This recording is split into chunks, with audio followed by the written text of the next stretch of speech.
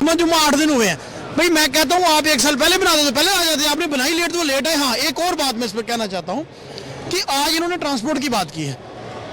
कब बीजेपी ने ट्रांसपोर्टरों को बुला के पूछा कि भाई आपकी परेशानी क्या है? तो कमेटी एक भी फ्रेम की थी। किस कहाँ है वो? अब वो उनको पता वो मैं इनकी कमेटी की मैं आपको बात बताता हूँ। इनके दफ्तर में उस कमेटी को हेडगोन करते हैं।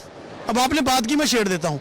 जिनको 2019 में ये चोर कहते थे, 2 लोगों के खिलाफ इन्होंने कहा था हमारी सरकार है कि इनको चक्की। अच्छा सुनिए, यही बात है, ये आप नहीं सुना पाएंगे। आपको परेशानी है थोड़ी जल्द नहीं। मैं इस बात को आप सुना नहीं पाएंगे। मैं आपसे भी देंगे आपके जब मैं इंटरव्यू में नहीं, बिल्कुल जो आप कहेंगे वो ऐसे चलेगा। जिनको इन्होंने चोर कहा वो आज लोगों के मसले इनके दफ्तर में बैठ के हल कर रहे हैं। पहले ये अपना करेक्टर तो बताइए है क्या। तीसरी बात, आज जम्मू कश्मीर की बात हो रही है। जम्मू कश्मीर का नौजवान कहाँ खड़ा है? यहाँ पर एक लीकर माफिया आ गया, लैंड माफिया आ गया, रेत बजरी का। एक और बात मैं आपको बताऊं, ये मैं दोबारा आऊंगा ना आपके पास में दोबारा। फिर आप करना। 4 दिन पहले कुछ लोग मुझे पार्टी ऑफिस में मिलने आए। अब आप मजाक में इस बात को लेंगे, वैसे शराब बुरी चीज है, मैं उसकी कभी हिमायत नहीं करता। उन्होंने कहा जनाब आप चैनल पे डिबेट करते हैं, हमारी भी बात कीजिए। मैं क्या है? कहता जनाब शराब नकली आ रही है, हम आधी से बोतल पीते, चढ़ती नहीं। अब बताइए वो लोग जाए कहाँ? ये मजाक का मसला है। ठीक है, ये सब चलता रहे, लेकिन जरा बाकी लोगों से भी सवाल कर लेते हैं। देखिए ये जो पार्टियां एक दूसरे पर, ये तो लोकल मुद्दों की बात होगी, लेकिन जब बजट 2024 को हम सामने रखकर कहते हैं घर की रसोई हो या आप गाड़ी में जाकर बैठे, फर्क और असर दोनों जगह देखा जाएगा। इस बार as an citizen, senior citizen, चाहे वो टैक्स के में छूट की बात हो, क्या सस्ता हुआ क्या महंगा हुआ, उस पर आपकी नज़र मुझे लगता है ज़रूर रहेगी। उन चीज़ों पर क्या इस वक्त ज़्यादा सरकार का फोकस, और वो भी आखिरी बजट में, आपको लगता है होना चाहिए? वो तो होना चाहिए, क्योंकि जो बजट आएगा वो उस पर हर जगह पे उनको ध्यान रखना चाहिए कि भाई टैक्स में क्या है, जो हमारी चीज़ें हैं उनको सस्ता करना चाहिए, उनको महंगा नहीं करना चाहिए, ताकि घर की रसोई भी अच्छी तरह चले और घर के लोगों को भी आराम से मिले। सीनियर सिटीजन होने के नाते आपको नहीं लगता है कि शिक्षा पर बहुत ज़्यादा अभी भी काम करने की ज़रूरत है? डेफिनेटली ज़रूरत है। और मेरे को पूरी उम्मीद है कि डॉक्टर निर्मला सीतारमण जी इस बात का ख्याल रखेंगी और डेफिनेटली इस बजट में उनके एड्रेस। साथी हमारे साथ हैं, थोड़ा आगे आ जाएं, थोड़ा आपके एक सवाल ले लेते हैं। सर आपका नाम? प्रमोद चिप नाम है। प्रमोद जी, इस वक्त लोकल मुद्दों से हटकर जरा जम्मू कश्मीर के अलावा भी हम तमाम चीज़ों की जब हम बात कर रहे हैं, बजट 2024 में, चूंकि उसमें जनरल जम्मू कश्मीर भी है, क्या इस बात देख पा रहे हैं? अंतिम बजट है 2019 से अब तक, क्या आकलन कर पाए? इसमें यह है कि सभी जो अलग अलग तबके के लोग हैं, सभी की जो उम्मीदें हैं, वो जैसे ट्रांसपोर्टर हैं, इंडस्ट्री वाले हैं, एम्प्लॉई जो हैं, सभी की जो इस बजट पे, पीछे बजट में गवर्नमेंट ने अच्छा दिया है, तो इस बार भी उनकी उम्मीदें काफ़ी हैं। जैसे सैलरी क्लास ही है, सैलरी क्लास जैसे उनका भी इनकम टैक्स में 3 लाख रुपये के ऊपर वो नहीं लगता, कोई टैक्स नहीं लगता है।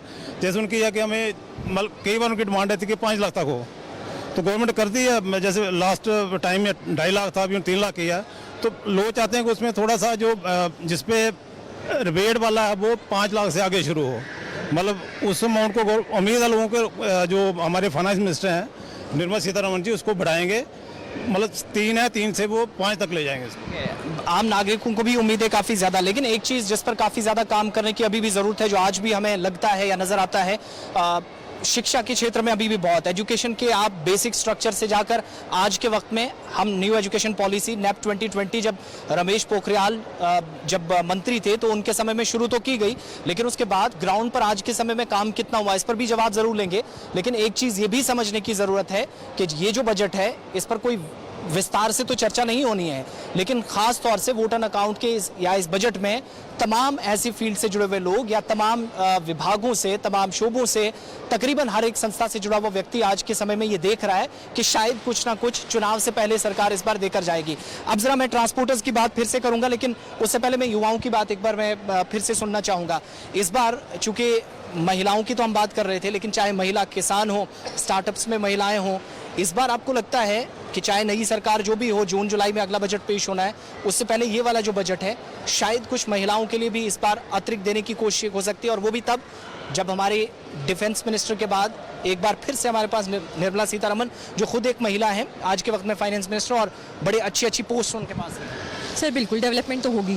वुमेन के लिए भी लॉज भी बनाए गए हैं और बहुत सारे प्रोग्राम्स भी बनाए गए, जैसे पीएम उज्ज्वला योजना है, उसमें भी तो हम फ्यूल प्रोवाइड कर रहे हैं, प्रॉपर डोमेस्टिक हेल्प प्रोवाइड कर रहे हैं औरतों को।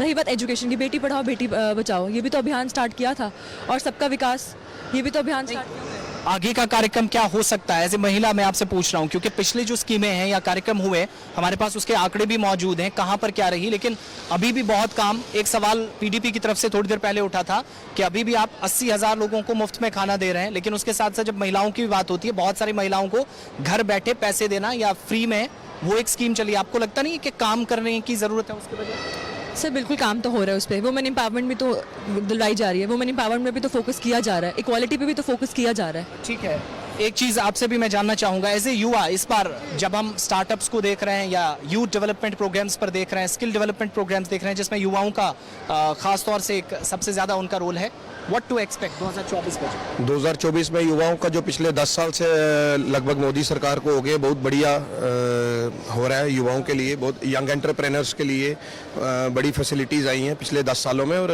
जो नया बजट आएगा उसमें भी बहुत बढ़िया आएगा। लेकिन ये बेरोजगारी की दर आपको नहीं लगती एज ए युवा की अभी भी बहुत ज्यादा है? नहीं, अब सब ठीक हो जाएगा।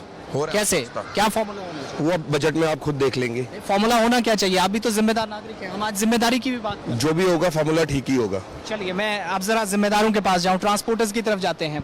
अभी इस साल चूंकि कानून को लेकर भी हंगामा, ये सारी चीजें अपनी जगह, मगर बजट में पुरानी गाड़ियों का आपने सवाल किया था, तो मैं पुरानी गाड़ियों पर आपको क्या इस बार लग रहा है, या ऐसी कोई सरकार के साथ कोई बातचीत हो पाई, या कोई आप प्रेजेंटेशन अभी तक दे पाए कि वो जो पुरानी गाड़ियों की स्कीम वाली बात जो चौधरी साहब ने भी उठाई थी, उस पर कोई विस्तृत जानकारी दी?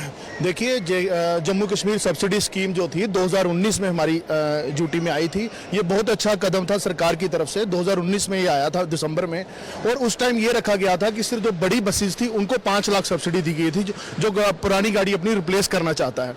तो उसके बाद हमने सरकार से एक रिप्रेजेंटेशन बना के दी, हमने कहा कि आपने एक गाड़ी का रखा है 5 लाख बसेस का, तो आप उसमें मिनी बसेस को भी लाइए। मिनी बस कोई नहीं डालता है, मेटाडोर डालता है, उसको भी 3 लाख होनी चाहिए। उसी तरह से हमारी जो टैक्सी है, ये इसकी कॉस्ट बहुत ज्यादा बड़ी है, इसको भी सब्सिडी में लाया जाए। तो उसके लिए उन्होंने मिनी बस का हमने रिप्रेजेंटेशन बना के दी है, और टैक्सी की भी हमने बना के दी है। देखिए, कोई भी काम है वो सरकार से, हमने सरकार से ही करवाना है। कोई भी सिस्टम हो, कोई भी गवर्नमेंट में कोई सरकार होती है, काम तो हमारा उसी नहीं करना है, कोई भी किस तरह का भी काम होता है। जैसे मैं एक लोकल बसेस के बारे में थोड़ा सा बता दूं आपके यहाँ से, कि ये जो हमारा जम्मू से कठुआ जो बसेस जाती थी, हमारा यही था कि जो डेली लोकल बसेस हैं, इनको टोल टैक्स से जो है वो राहत मिले। तो सरकार ने इसको करके हमें वहां से उसको परमानेंटली अप्रूव कर दिया है, तो ये एक अच्छा कदम मैं मानता हूँ। ठीक है, ये जो टैक्सी वाली बात छिड़ी है, बस यूनियन की तो अपनी जगह, लेकिन है तो सारे ट्रांसपोर्टर्स ही। टैक्सी का मुझे लगता है कि पिछले कुछ वर्षों में देश के अंदर डिमांड काफी ज्यादा है, तो क्या बसेस, ट्रक्स या टैंकर्स एसोसिएशन से हटकर इस बार टैक्सीज वाले या टैक्सी यूनियंस वो अपनी जगह कोई प्रेजेंटेशन दे रही है सरकार? ऐसा है कि गुलाम नबी आज़ाद साहब का टाइम था जब, तो उन्होंने टैक्सी के लिए स्पेशली एक पैकेज दिया था। तो उस पैकेज में हमें कुछ सेंटर से कुछ सब्सिडी थी और कुछ स्टेट से सब्सिडी थी। हमारी डिमांड है कि उसी तर्ज पे ये टैक्सी को थोड़ा सा जो उस समय जैसा किया गया था, इसको करना चाहिए, और इसमें सब्सिडी जो है वो देनी चाहिए हमें। गुलाम नबी आज़ाद साहब का जिक्र हुआ है और एक स्कीम की तारीफ भी हुई है। क्या अपने लेवल पर, अपनी जगह पर ये सारे कम्युनिकेशन सरकार से इस तरह के मुद्दों में खासतौर से होते हैं, और बजट से पहले जब प्रिपरेशंस होती हैं तो पार्टीज का भी कोई लेना देना सरकार के साथ कोई मैचअप कर किया जा सकता है? नहीं, ऐसा होता नहीं है, लेकिन ये होना चाहिए, क्योंकि अगर आप अपोजिशन से भी पूछ के बातचीत करेंगे तो एक अच्छा रिजल्ट जो है वो सामने आ जाएगा। और जहाँ तक भाई साहब ने बात की कि आज़ाद साहब तो तमाम पॉलिटिकल पार्टीज और जम्मू कश्मीर के लोग जानते हैं कि एक विजनरी लीडर हैं, और अपने कार्यकाल में जो आज़ाद साहब ने जम्मू कश्मीर के अंदर जो काम किए हुए हैं वो सराहनीय है, वो तमाम लोगों के सामने हैं। और ठीक है, अभी जो हम उम्मीद ये कर रहे हैं कि जम्मू कश्मीर के हितों को लेकर जो भी बजट आए, वो जम्मू कश्मीर का युवा, जम्मू कश्मीर का बेरोजगार, जम्मू कश्मीर का ट्रांसपोर्टर और अन्य जो हमारे एजुकेशन है, हेल्थ सिस्टम है, इन सब चीज़ों को लेकर जम्मू कश्मीर के लिए बजट जो है वो बेहतर साबित हो। ठीक है, जरा भाजपा से भी कुछ सवाल करते हैं, क्योंकि इस बार जहां पर उम्मीदें हैं वहां पर आपसे ज्यादा तवक्कुआत, काफी ज्यादा एक्सपेक्टेशंस, काफी ज्यादा आपसे, खास तौर से वो तबका जो बेरोजगार है। हालांकि हम तीसरे नंबर पर पूरी दुनिया में आए, इसके लिए इकोनॉमी को बूस्ट करने के लिए हर लेवल पर काम हुए, मगर at the end of the day युवा जिसने कल देश संभालना है, उसके बारे में क्या सोचें? देखिए, सरकार की जो सोच रहती है देश के युवा को लेके, स्पेशली भारतीय जनता पार्टी की सरकार की सोच, मैं इसलिए कहूँगा बड़ी पॉजिटिव रहती है, और जो भी सरकारें होती हैं वो यूथ के लिए बेहतर सोचती हैं। बहुत बड़ा देश है, लगभग 140 करोड़ की पॉपुलेशन है हमारी, और यूथ के लिए जितनी भी चीज़ें आज तक सोची जा रही हैं बड़े प्लानिंग के साथ सोची जा रही हैं। जो एक युवा ने, हमारे भाई ने यहाँ से सवाल उठाया, नाराजगी दिखी उसकी आवाज में, मायूसी है। नाराज़गी नहीं थी। देखिए, हर किसी को जॉब भी नहीं सरकार दे सकती। मैंने सीधा ना कहा ना, PSC service selection board exams clear करने पड़ेंगे। सरकार एडवर्टाइजमेंट करती है, आप क्लियर करोगे तो आपको जॉब मिलेगा, ऐसे जॉब नहीं मिलता है। वो पुराने ज़माने चले गए, पुरानी सरकारों के कि ऐसे ही ऑर्डर हुआ ऐसे ही जॉब मिल गई। आपको पता है वो जॉब नहीं दे सकती है तो प्रॉमिसेस क्यों करते हैं? बेरोजगारों के साथ में आप लोग, जम्मू कश्मीर के लोगों के साथ में प्रॉमिसेस क्यों करते हैं कि हम जम्मू कश्मीर के लोगों को जो है वो नौकरियां देंगे, हम जम्मू कश्मीर के अंदर जो है वो दूध की नदियां बहा देंगे डेवलपमेंट के हिसाब से? फिर सरकार को ये देखना चाहिए कि हम लोग जो है वो झूठे वादे जो है वो लोग कर रहे हैं। बीजेपी का एक एमपी तो ये बोलता है कि जम्मू के अंदर बुलेट ट्रेन जो है वो हम लोगों ने चला ली है, तो हम किसके ऊपर विश्वास जो है वो करेंगे? हम एक चुने हुए प्रतिनिधि के ऊपर विश्वास करेंगे या हम लोग आम जनता के ऊपर बात करेंगे? हमारे गृह मंत्री जो है वो फ्लोर ऑफ द हाउस कह रहे हैं कि हम जम्मू कश्मीर का रियासत का दर्जा जो है वो वापस दे देंगे। 5 साल हो चुके हैं, अभी तक में हम लोगों को रियासत का दर्जा मैं जवाब दे रहा हूँ। देखो, मैं जवाब दे रहा हूँ। जॉब देने की जो प्रायोरिटी सरकार की होती है वेल प्लान्ड होती है। पुरानी सरकारों की भी ऐसी थी, भारतीय जनता पार्टी की भी ऐसी है। जॉब दिए जाते हैं, जॉब की एडवर्टाइजमेंट्स होती हैं, हर किसी को जॉब दिया जाता है, स्कीम्स निकाली जाती हैं। आप लोन लीजिए अपने, मैं वो स्कीमें बीजेपी वो स्कीमें नहीं बीजेपी वो स्कीमें निकाल रही है कि जो आपका पीएचडी लड़का है आप उसको नौकरी नहीं दे पा रहे हैं, और नौकरी देने के बाद में आप क्या करेंगे? आप उसको बोलेंगे आप 25 लाख रुपए का जो है वो कर्जा ले लें। आप लोगों को कर्जा जो है वो दे रहे हैं, आप उनको स्कीमों में इंक्लूड नहीं कर रहे हैं। आप क्यों कर्जा दे रहे हैं? आप जॉब दीजिए ना लोगों को। ठीक है, लेकिन वो 2 करोड़ वाला वादा आप भूल गए। सवाल असल में बुनियादी वही है। देखिए, पीएचडी वाला भी जब क्वालिफाई एग्जाम नहीं कर पाएगा, पीएन का भी, तो उसको जॉब कैसे मिलेगा? बात समझिए ना आप। अब सारी चीजें फेयर हो रही हैं। जो कह रहे हैं आप वही कर दीजिए जो कहा है। नहीं, 2 करोड़ का वादा। देखिए, नौकरियों के वादे पूरे किए गए हैं, पूरे देश भर में भी किए गए हैं, जम्मू कश्मीर में भी किए गए हैं। अब इन लोगों को नहीं नजर आ रहे, नहीं दिख रहे, तो अलग बात है। ये सरकार का डेटा आप पढ़ते नहीं है क्या 1 लाख लोग जो हैं जो डेली वेजर थे, क्या वो परमानेंट किए बीजेपी वालों ने? पूछिए आप बीजेपी से, मुझे बताइए। मैं आपसे पूछ रहा था, उनने कहा कि सरकार का डेटा अवेलेबल है, जो कहा गया वो किया हमने। शायद आपकी नजर मैंने इनको कहा ना कि शाम को इंटरनेट पे जाके आज उस डाटा को स्टडी कर ले। इनका फेलियर ये है कि पिछले 6 महीने से Jammu Kashmir public service commission का चेयरमैन ही नहीं है जम्मू कश्मीर में। आप एक इंस्टीट्यूशन का हेड ही नहीं होगा तो वो क्या काम करेगी? इसी तरीके से अगर हम इस बजट से, हमें बहुत उम्मीदें हैं कि गवर्नमेंट ऑफ इंडिया इस बजट में आम आदमी के लिए बहुत सारी सहूलियात लेके आए, लेकिन जहां तक being a regional political party होने के नाते अगर हम जम्मू कश्मीर की बात करें तो आज जम्मू कश्मीर में डेली वेजर्स को उनका हक नहीं मिला। एनआरएचएम एम्प्लॉइज आज भी सड़क पे है, अपनी मांग को लेकर लगातार लड़ाई लड़ रहा है। आज रैबरे खेल एम्प्लॉइज लगातार इनसे भीख मांग रहा है, और लेकिन उनके साथ केवल और केवल झूठे वादे किए जा रहे हैं। अगर हम इसी तरीके के बात करें, वोकेशनल टीचर्स जो एम्प्लॉइज है वो आज भी परेशान है, वहां पे थर्ड पार्टी सिस्टम को इंट्रोड्यूस कर दिया गया। इसी तरीके से हम अगर एनवाईसी के मुद्दे को देखें तो एनवाईसी वाले भी आप होम मिनिस्टर ने एक चीज कही थी कि हम मिनिमम वेजेस एक्ट जो है वो उसको लेकर आएंगे, लेकिन वो बात ही रह गई, वो जुमला ही रह गया। लेकिन वो ना तो डेली वेजर्स को मिनिमम वेजेस एक्ट मिला, ना रैबरे खेल एम्प्लॉय को मिला, ना एनवाईसी के एम्प्लॉइज को मिला, ना एनआरएचएम के एम्प्लॉइज को मिला, ना वोकेशनल टीचर्स को मिला। अगर हम बात करें पूरे जम्मू कश्मीर की, आज आप रसोई की कीमतें देख सकते हो। सिलेंडर की कीमत आप किसी औरत से यहाँ पे पूछोगे तो वो आपको इस बात का जवाब, इसलिए मैंने घर की रसोई वाला पहला सवाल महिला से ही पूछा था। देखिए, अगर जम्मू कश्मीर की सड़कों की बात करते हैं, आप ये कहते हैं हमने इतनी सड़कें बनाई, तो आज जम्मू कश्मीर की सड़कों की जो हालत है वो आप हमसे ज्यादा। ठीक है, हम उम्मीद करें। एक बात मैं आखिर पे कहना चाहूंगा कि जम्मू कश्मीर की आवाम ने जो इन पे भरोसा किया था, अब वो भरोसा जम्मू कश्मीर, इनको ये असेंबली चुनाव कराएं चाहे लोकसभा चुनाव कराएं, मैं दावे से यहाँ खड़े होकर कह सकता हूं कि इनको लखनपुर से पार भेजने का काम हम जरूर करें। ठीक है, इनकी बातों का जवाब दीजिएगा, क्योंकि आप कह रहे थे डेटा नहीं पढ़ते, तो उन्होंने पढ़कर सारी किताब लिखकर आपके सामने। देखिए आसिफ, बातों को घुमा के टाइम पास किया जा सकता है, हकीकत नहीं बनी। ये तो वो बता रहे हैं जो सामने है। नहीं, सामने कुछ नहीं है। यहाँ पे अब मैं ओ भैया मैं बोल रहा हूँ, सुनो मेरी बातें। आप why are you interrupting me? आपको डाटा यही निकाल छोड़ो अपने डाटे अपनी पार्टी के, अपनी अपने हाँ ठीक है ना, अपने डाटे अपने पास रखो। अब आप कह रहे हैं अपनी पार्टी वाला डाटा हो गया, हम तो सरकार में ही नहीं रहे। देखिए सरकार में रहोगे भी नहीं आप लोग। हम रहेंगे, आपको लखनपुर से पार करने का काम करेंगे। देखिए आसिफ, बातें करनी अपोजिशन का काम होता है। बार बार कोशिश की जाती है लोगों को गुमराह करने की, वो ये लोग करते रहेंगे। और इंशाल्लाह मुझे लगता है 60-65 दिन रह गए हैं पार्लियामेंट की इलेक्शन होने को, और अब की बार दोबारा मोदी सरकार आएगी। हर बार मोदी सरकार आएगी और घर घर में मोदी साहब आएंगे, ये चीज़ मैं आपको क्लियर कर दूं। और आपसे एक नौजवान सवाल, मैं पहले वो जवाब दे लूं। और जितने भी इन्होंने रहबरे खेल, डॉग बेस, जितने भी लोगों की बातें इन्होंने की, सभी लोग हमारी पार्टी हाईकमांड के हमारे माननीय रविंद्र रैना साहब से मिले। उनकी वो हमारे किए हुए कमेटी बनाई, रिपोर्ट आज तक नहीं। मैं बात वही जो देखिए तो आपने लगाया, देखो मेरी बात, जस्ट लिसन, जल्दी से जितने भी लोग हैं उनकी बातें सारी अगर प्रॉपर ढंग से इम्प्लीमेंट होगी तो हमारी भारतीय जनता पार्टी करेगी। इन लोगों के किए हुए गुनाह हम लोग ठीक कर रहे हैं। जिन लोगों ने गुनाह किए हम लोगों ने वो चीज़ें ठीक की हैं, और ये आने वाला टाइम बेहतर टाइम होगा, और आने वाले टाइम पे इंशाल्लाह भारतीय जनता पार्टी की सरकार आएगी। ठीक है, मैं जरा एक सवाल ले लूं नौजवान से, उसके बाद आसिफ साहब, बीजेपी की इन लोगों की नज़रों में जम्मू कश्मीर का नौजवान गलत है, कोई एग्जाम क्वालिफाई नहीं, कुछ नहीं किया है।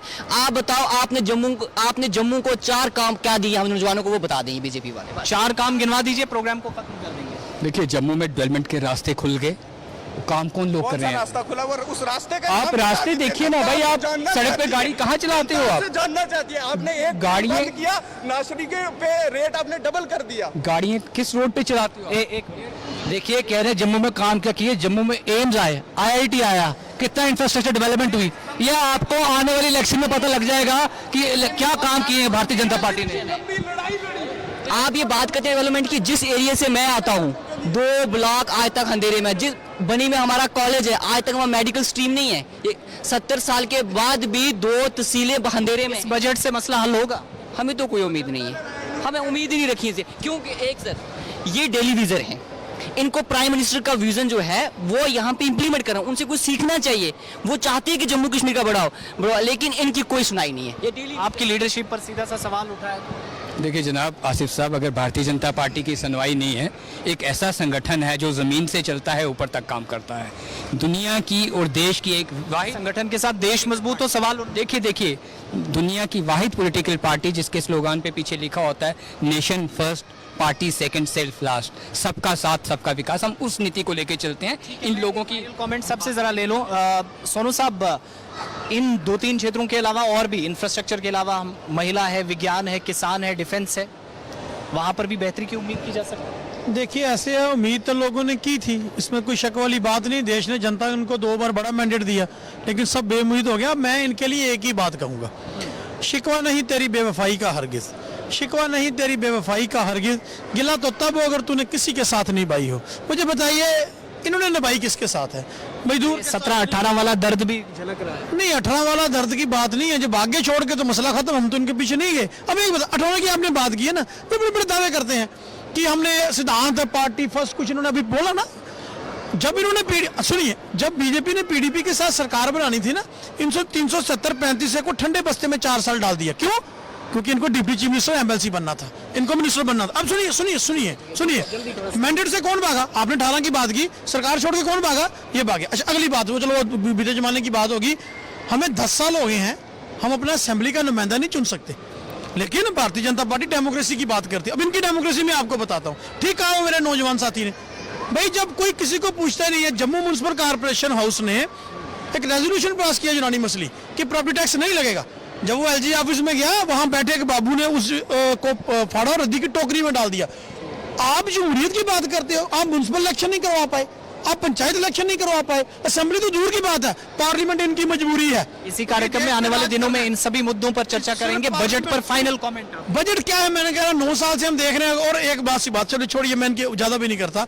मैं इनको कहता हूँ कि ये अपनी किसी बात में कहीं रहते ना, आज ना करते तो ना बात कर, तू इधर उधर की ना बात कर। ये बता काफिला क्यों काफिला लूटा क्यों? मुझे राजनीति से गिला नहीं, तेरी रेफरी का सवाल है। बजट में ट्रांसपोर्टर्स को काफ़ी उम्मीद है कि अच्छा बजट आना चाहिए। हमारा जो सेक्टर है इसको थोड़ा अच्छा इंडस्ट्री का दर्जा मिले और जो भी सरकार जो पॉलिसी हमारे लिए लाए, कुछ फेयर्स का कुछ करे, कुछ टैक्सेस के बारे में सोचे, कोई वेव ऑफ करे। क्योंकि पिछली सरकारें जितनी गई हैं, मैं एक चीज़ आपके यहाँ से बताऊँ, पिछली सरकारों में जितनी भी गई हैं, मैं किसी पार्टी का नाम नहीं लूँगा, लेकिन काफ़ी हद तक पिछले कोई 10 साल का हमारा एक बार पैसेंजर टैक्स जो है वो पिछली सरकारों से टोटली वेव ऑफ किया गया था। तो ये सरकार से हम ये भी उम्मीद है। काफ़ी हद तक ट्रांसपोर्टर को इसमें रिलीफ दी है सरकार ने, और हम समझते हैं कि आगे भी आने वाला जो टाइम है ट्रांसपोर्टर के लिए बेहतर एक पॉलिसी होनी चाहिए, और जो अभी डूबता हुआ जो ट्रांसपोर्ट है इसको जिंदा करने के लिए कोई पॉलिसी ऐसी आनी चाहिए जिससे सब्सिडी वगैरह कुछ हो, ताकि हम नए सिरे से इस कारोबार को उठा सकें। फरवरी के पहले हफ्ते में आपने कहा बहुत कुछ होगा, तो देखिए आसिफ, ऊपर वाले की दुआरी बहुत अच्छी बजट आएगी हमेशा की तरह। विदाउट डिस्कशन, हाँ, डिफेंस के ऊपर अच्छा काम होगा, अच्छी बजट होगी, एजुकेशन के ऊपर, हेल्थ सेक्टर के ऊपर और डेवलपमेंट के ऊपर। आज आप आए होंगे, थोड़ा फर्क महसूस किया होगा। अगली बार जब आएंगे तो क्या कुछ जेब ज्यादा ढीली होगी, कुछ असर पड़ेगा? मुझे लगता है कि बीजेपी इन चीजों से सीखेगी, और मैं यहाँ पे ये बात कह रहा हूँ कि इन्होंने अपने प्राइम मिनिस्टर के विजन को फ्लॉप कर दिया जम्मू कश्मीर में।